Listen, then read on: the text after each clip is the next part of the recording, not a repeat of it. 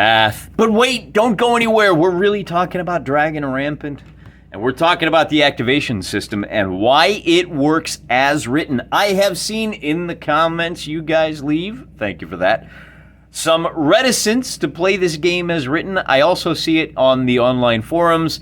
Let Adventure Forum is about the only one I go to. So if there's a lot of other forums that are talking up the rules as written, I might not have seen it, which is entirely possible. But the big complaint with this game is, hey, wait a minute, you're telling me that when I give my unit an order, there's a chance that they refuse and my turn is over and I don't get to do anything with any of my figures? I ain't playing that game. I didn't spend all that time learning the rules and putting figures together and painting them and getting terrain to sit there like a dope for 2 hours while my opponent runs roughshod over me. And that is a valid concern. You are seen. I hear you and acknowledge your feelings. However, now let me spend the rest of this video helping you get over your fears, all right? So let's talk about a couple of things first. For those of you that don't know the way the game works, typical 24-point army will have, depending on how you set it up, for the most part, it'll be 4 to 6 units. You may have as many as, I mean, you could have, depending on how you set it up, if you go with a lot of these Ravening Hordes, you could go with 4 Ravening Hordes. Now, you're limited to a total of 4 of each troop type. The Ravening Hordes are terrible, but they only cost 1 point. So you know what? Here we go, on the fly. Let's figure out the largest possible army using the rules as written. With 4 Ravenous Hordes, that gives you 4 points. With 4 units of Scouts, those are only 2 points apiece, that gives you 2 times 4 is 8, plus 4 is 12. You're only halfway there. And then there are light troops. Lightfoot only costs 3 points. So if you go with 12 units is the most you can have. I wouldn't recommend it, but I don't know. It could work, and it could be a lot of fun. 12 units of 12 guys each, 144 figures. Man, you could put together some big armies with this. At any rate, the point is, generally speaking, you're going to have between 4 to 6, maybe 7 is an outlier, units. And you're going to nominate a unit and say, I want you to do a thing. And then depending on what that unit's class is, you'll roll 2d6. And if you get a roll or higher, maybe I should just show you. For example, we're going to take a look here. This is a wonderful cheat sheet done by, oh, it's not signed. I found this on the Let Adventure forum by just searching for quick reference sheet. And it's both for Dragon Rampant and Lion Rampant, and it's got all of the class types. We'll kind of do a little zoom in here. So good. So if we have elite riders, and you want to attack, I say, hey, you guys, go attack over there. You got to roll a 5 up. They will agree 83% of the time. If I order them to move without attacking, you need a 7 up, which means they'll only agree 58% of the time. So if on any given turn, I give the first order to my elite riders. If I'm ordering them to attack, basically, oh, I should also point out, most games of this last about 10 turns, right? 10 turns is a pretty good rule of thumb. Again, you know, it could go 14, could be over in 6, depending on the victory conditions. But let's just call it 10. Keeps the math simple. 8 turns, because I'm ordering them to attack, 8 turns out of that game, they're going to take their attack, and I'm going to get to do another unit. And that's pretty good. Even if all I'm doing is ordering them to move every turn, 6 turns out of 10, they're going to get to move, and I'm going to get to use another unit.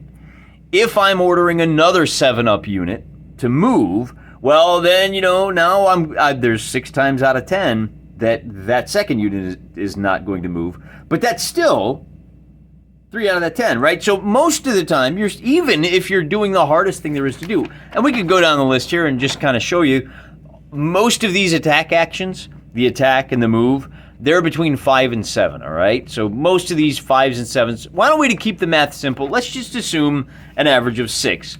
Ordering people to attack, ordering people to move, we're just going to treat it as 6. It's a general, all things being equal, it's a way to keep it simple. On a 10-turn game, our first unit is going to move 7 times. Or another way to look at it is, on 3 turns, we're not going to get any action. But Likewise, our opponent is not going to get any actions on 3 turns either. It's just a question of which 3 turns on average. Is it the first 3 turns? Is it the last 3 turns?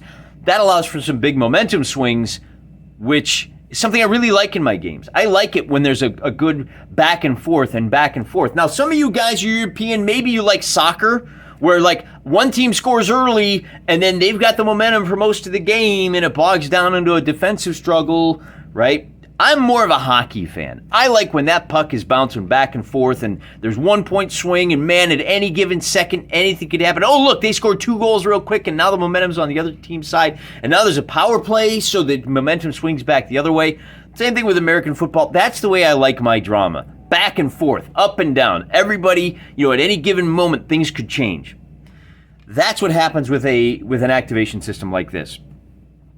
Going back to the math involved, if we are ordering our troops, hey, 6 up, so the first unit will move on 7 of those turns, and then we'll get a second unit so of those 7 turns where it happens, again, 7 out of 10 times, so now you're looking at about 5 out of 7 of those turns. So half the time, on 5 turns, you are going to get 2 units moving, and maybe 3, 4, but there's more to the game than that.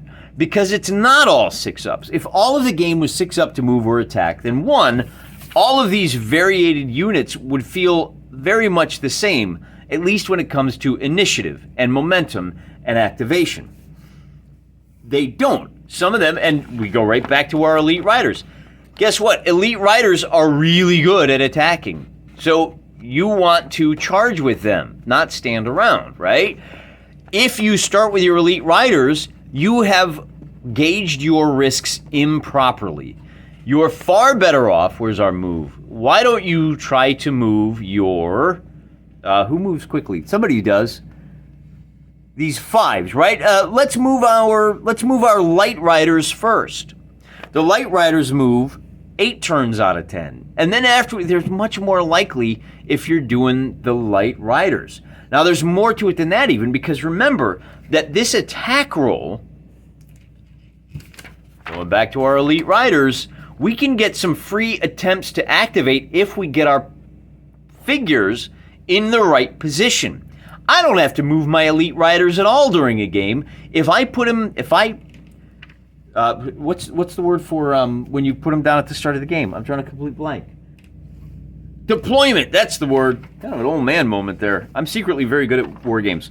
If you deploy your elite foot in the right place to defend a vital target of opportunity, then they can just wait for the enemy to come to them. And as soon as that enemy moves into charge distance, you're not rolling to move, you're rolling to attack. They're attacking on a 5-up, and they get the wild charge. And now you've put those figures in a position where a failed activation doesn't matter, because they wild charge in a separate phase. They try to wild charge, and whether they succeed or not, you will continue on to activate the rest of your figures. Oh, so now what I'm telling you is, if you make smart tactical choices, you're not going to be sitting around for 2 hours. You're not giving all of the momentum to your opponent. Instead, you should be looking at moving those scouts. Scouts move easy, right? You should be moving your bellicose foot. They're moving on 6-up. They're moving 7 times out of 10. And likewise, they've got the wild charge, so you want to move them into a position where you can get basically the free movement and the free charge activation. But wait, there's more. So that's the first thing you do. Make better choices. Prioritize the guys that are more likely to go on their move or their attack over the guys that are less likely. And likewise, prioritize your objectives. Don't rely on your elite horse to secure objectives for you. Their role is not securing objectives. It's to stand around and provide a solid counterpunch. The second thing you can do to mitigate the effects of this activation system are as follows. If you will turn your pages, class, to page number 10, open your books to page number 10, and scroll down the chart to 11, 12, 13, 14. 4 of these leader traits. And remember, you're rolling 3d6. So if you're not choosing, Here's your bell curve. Here's 10 through 14 right here. The fattest part of that bell curve, the most likely special ability that your leader is going to have is going to be, you may re-roll a failed move, attack, or shoot. Or you may automatically pass a move, automatically pass an attack, automatically pass a shoot. Oh, wait a minute. If I've got one of these big, fat, likely probabilities of special abilities for my leader traits, I can have automatic activations. The reason I bring this up, I was recently playing a game of Dragon Rampant with my 9-year-old. This game, Osprey doesn't list recommended ages, does it? I'm here to tell you, man, with a little bit of help, a 10-year-old could play this on his own. My 9-year-old played it on her own just fine. We talked a little bit about the decision matrices that you have to go through, but for the most part, I left her to her own devices. She put her archers up on a hill, similar to, and again, man, it's great art in this, right? Like, see these skellies up here on the hill? Now, her archers were in a wooded hill, which kept them protected, and her leader's special ability was automatically pass a shoot action. So she wisely, tactically, left her leader next to the archers, and they just shot the living daylights out of my light horse. My light horse did not have enough firepower to win that battle of the archery contest, nor did they have the firepower to charge in and win in melee hand-to-hand. Because again, remember, everybody is rolling 5-ups to hit when you actually get into combat. Not only that, but the archers, because they're in the woods, their armor goes up to 3. That's a pretty hefty thing. Hey, even if you've got full strength, you're rolling 12 dice, hitting on 5s, you're only going to knock out 1 archer per time, then you have to back off. And then, I mean, assuming the archers pass their first and second courage check, then because you've got that 1.5 inch separation, or 3 inches for those of you playing at the large scale, because you've got that separation, you've got the automatic shoot attack, you're taking 12 hits that there's no return fire. Even for the light riders, right? So all the skirmish stuff doesn't do you a whole lot of good. In this case, what I tended to do was I would then on my turn, I would do the skirmish order where I would fire arrows back and get out of range. The problem there is I'm only hitting on 6s. So defending a built-up area with archers, is particularly when you've got the auto shoot, is fantastic. All right, that's a great way to mitigate this process. Is to if you're playing where you choose your trait, then why not choose? I want the auto movement, and then keep spamming that auto move on your 7-up move units. Buy the move units that are hard to move and use that. So every other turn, you can get a couple of elite figures, right? If your leader is elite rider and you've got an elite rider, a second elite rider unit, now that's 12 of your AP. But if your leader has will pass 1 automatic move, then every other turn, you're moving those guys into position to be ready for the wild charge to hit your enemy before he's ready. There's another way to mitigate this. If you're using the rules as written, take a look, class.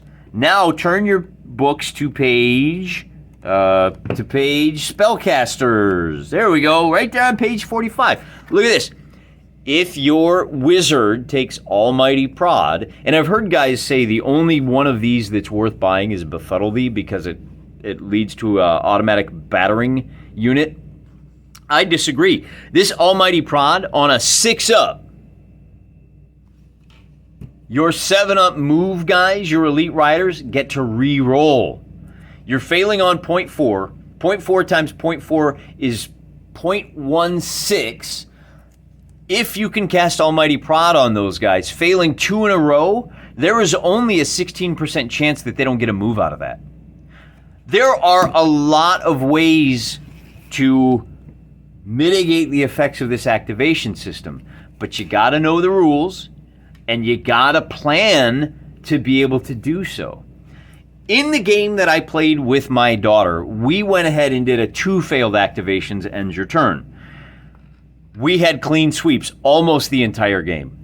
Most of the game. You would be astonished at how hard it is to fail 2 activations in a row on a situation like this, particularly when you've only got 4 units. If you've got 4 units and you need to fail twice, and one of those units is always shooting because of the special ability, that means with 2 failed activations, you're getting at least 1 every turn, and it's a very good chance you get the second. And the only thing that wound up happening for her is she did everything she wanted over here with everybody else, and then she had elite riders that were just kind of keeping my elite riders honest. Maybe they moved, maybe they didn't. Who cares? That was kind of like a separate battle all of its own.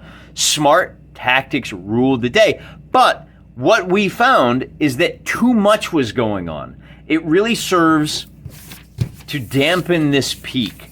Those wild swings from one guy to the other get mashed down into slow and steady, and suddenly the drama of each individual activation roll is lessened. And why would you want less drama in your miniature war games? Now, I'm not talking about drama at the tables. We're anti-drama here in the House of Wargaming. But when it comes to the excitement of not knowing what's going to happen next and not knowing how elite your elite riders are, not knowing if, maybe this is the time where those reliable scouts decide that it's lunchtime. Maybe it's time for, maybe they've had 1 breakfast, but they haven't had second breakfast.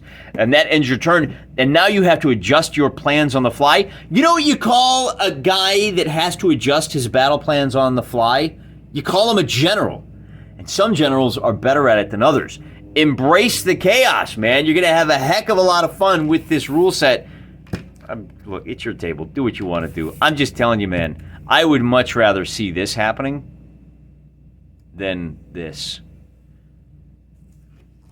That's all I got for you. It's a great rule set. If you don't have this already, pick it up. Lion Rampant for you history bros. I'm praying for you.